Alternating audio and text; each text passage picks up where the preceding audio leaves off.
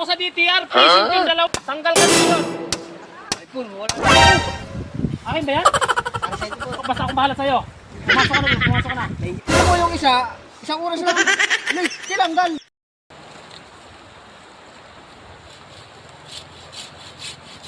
Oh! Malapit na bro, Por.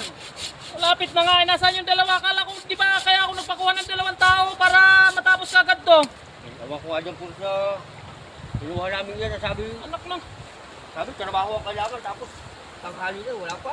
Hindi, kayo pa naman dalawang nagrekomenda doon. Tapos, ano pa naman klaseng trabaho ninyo yan? Ay, hindi ko alam dito sa kumpare ko, siya naman ang nag-recruit mo. Ay, kailangan daw na magkatrabaho, eh, marunong magtrabaho yun eh. Marunong nga. O, tinanggap niya eh. Tinanggap mo yan, Foreman. Ay, hindi kasi. Nirekomenda nyo, alangan hindi ko tanggapin. Ay, siyempre, masisipag kayong tao. Ay, alam ko masipag din yung kukunin nyo. Alam nyo, niraras tong pinapagawa ko dito. Masipag naman yun, Por. Oh, Ay, ang problema nga lang, hindi mo naman alam, napatanghali na palang pumasok. anong oras na? Kung naman ang trabaho nyo yan, wala sa ayos talaga. Bakit eh? Ilang araw nyo nang ginagawa to? Pumasok pa yung dalawa kahapon. Ay, wala din nga, Por, dahil walang kami. Isipin, Ay, dahil walang kami tumira dito, matatapos lang. Naku naman.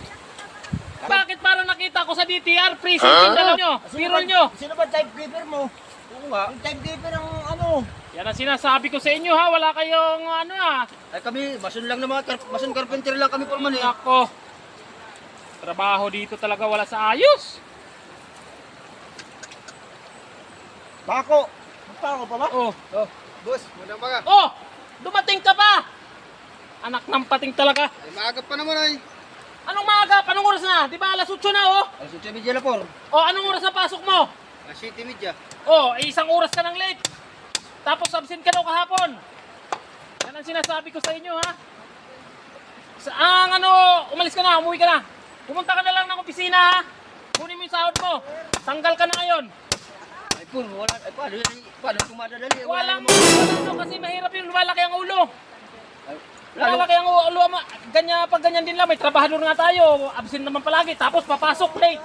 Konting oras lang naman, busay. Anong counting oras? Yung counting oras na yan. Yung kung tinarbaho mo dito, sana tapos na. May ginawa ako sa amin eh. Wag, katwiran ka pa. Umuwi ka na. Tanggal ka na dito. Ay, Ang katwira pa tong bata na to. Ay, sino pa makakatulong namin, Por, dito? Maghahanap tayo ng bago. Ito sinasabi ko sa inyo eh. Ay, sige. Ay, Por.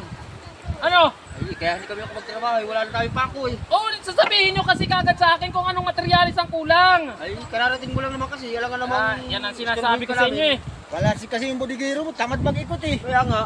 Oh, bumili ka muna doon. Abunuhan ko na muna yan. Kulang-kulang ang materialis mo. Para madadali itong trabaho. Bilisan mo ha. Bilisan mo. Utusan. Kami nagagawa dito. Ako pa inutusan yung Sige, bumili ka na. Pinalis mo kasi yung isang tao natin eh. Eh, pag ganun na. Kasi yung magbibili ng pako. Ako pang inutusan. Pero masipag naman yan, Por eh. Masipag nga, absent tapos late. Hindi po pwede sa akin yung mga ganyan. Yung isa pa, tanggal din sa akin yung pagpasok dito. Tanggal din yan. Hindi po pwede sa akin yung ganyang trabaho. Mag-aalas libi na nga, Por. Oh, tignan mo, mag-alas doon, malapit. Yung isa pa yun, tanggal din sa akin yung pagpasok mo ngayon. Sinasabi ko sa iyo. Hindi mga Por. Oh, dumating ka ba? Anong oras na? Paga pa naman, Por eh. Ano? Alas 9, alas 7 ang pasok nyo. Pasensya ka na, Por. Hindi pwede sa akin yung mga pasensya. Tanggal ka na rin. Umuwi ka na. Umuwi ka na. O, Por. Ano? Pero pala akong pasalubong sa dito, Por. Alam ko, pag-paborito mo ito eh. Ano ba yan? Pasensya ka na, Por. Kung medyo tinangali ako. Pasensya ka na. Tinangali Yan ang sinasabi ko sa inyo kasi hindi po pwede sa akin yung mga ganyan. Paborito mo ito, Por. Sigurado ka. Oh, akin ba yan? Para sa ito, Por. Sigurado ka? Sa akin to? Ay, talaga yan. Bakit kasi sinabi? Ay, wala po. Por mo kasi pinapakalitan mo agad ako eh. Eh, siyempre, absent ka nung isang araw. Pero okay na to, sige. Pumasok ka na doon ha. Huwag mo na lang sasabihin doon sa kasama mo na basta akong bahala sa'yo. Pumasok ka na doon, pumasok ka na. Thank you, Por. Ako nang bahala dito. Oh, sige, walang problema. Ganyan ang mga gusto kong tauhan. Pero may padulas. Yan. Oh! Akala ko ba tinanggal ka na ni Purman? Hindi! Ano lang ako? Tinanong ko lang si Por. Alam mo naman ako, malakas na ako kay Por eh. Putik na siguro, nasuhulan mo na naman ang alak yun. Hindi! Kilala ko yung si Purman pagdating sa alak ay napakahigpit nun.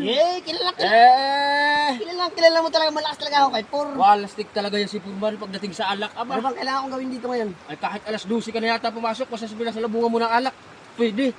Tingnan mo yung isang oras lang ang late, tilanggal. Ay, iba lakas ko kay Pur. Ikat talaga. Alam mo yung kahinaan ni Purman eh. Siyempre, bakit yan?